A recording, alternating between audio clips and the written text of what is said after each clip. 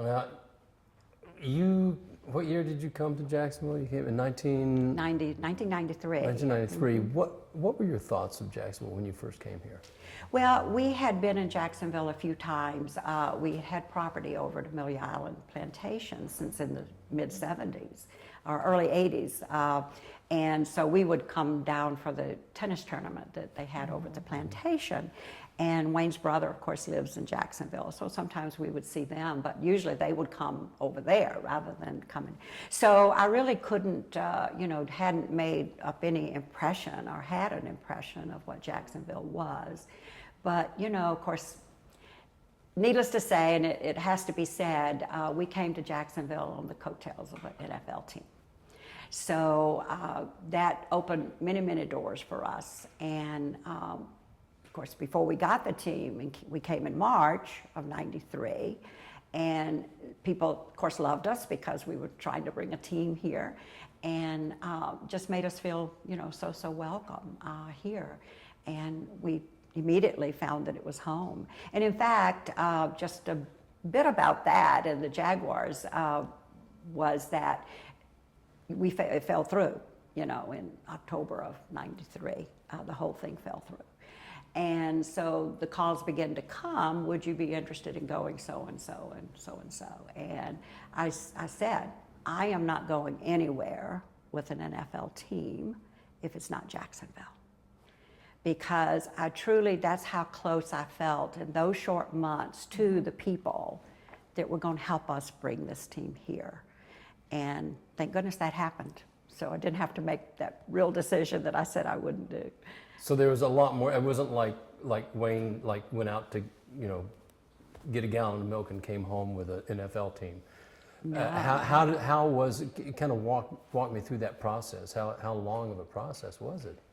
Well, it wasn't really that long of a process. As I said, Wayne's brother lives here, and so he approached him first and said, hey, this group in Jacksonville is trying to bring an NFL team here. And he said, what? The NFL in Jacksonville, Florida? Are you crazy? And so it bloomed from there. And the next thing we know, we're not just a partner, we become the majority owners. And so that did not take very long, actually. And the community is part and parcel to that. Yeah, right. So. What did you think when the opportunity presented itself to own the team in Jacksonville? What did you think about that? Well, actually, I loved it. I thought it was perfect. Wayne was winding down his business in Connecticut, and 9 West had gone public, mm-hmm. and we didn't know where we were going or what we would be doing. And so the timing was absolutely perfect. And so I thought it would be an interesting thing to do in our lives. And at the time there were only 30 of those things. And of course now there are 32. So it's really pretty special to be a part of it. And that close-knit group and stuff. So, and I've always liked football. That's one of the questions most people ask. Did you like football before? Mm-hmm. And I did. We enjoyed the football games. And in St. Louis, we lived there for 20 years. And in St. Louis, we had shared seats up in the north end zone, cold in St. Louis, We would put our feet into brown paper bags that had been packed with newspaper. And that insulated your feet against the cold. Now, this is Columbus, Georgia, but you got to realize we also had Columbus, Georgia blood, and it would get cold, and even after moving to St. Louis, but yeah. Okay, now. And you were very much of an invested fan in the team as well, because all of the camera shots during the games, you were right there next to Wayne and cheering or showing how you felt about that play. Oh yeah. Well, it's interesting, or maybe to someone, but when I said to Wayne, now Wayne, I don't intend to visit with all the people that's going to be coming to the suite during the game. I mean, I want to watch the game. So we'd always open up the suite an hour before. We'd visit with whomever came that hour.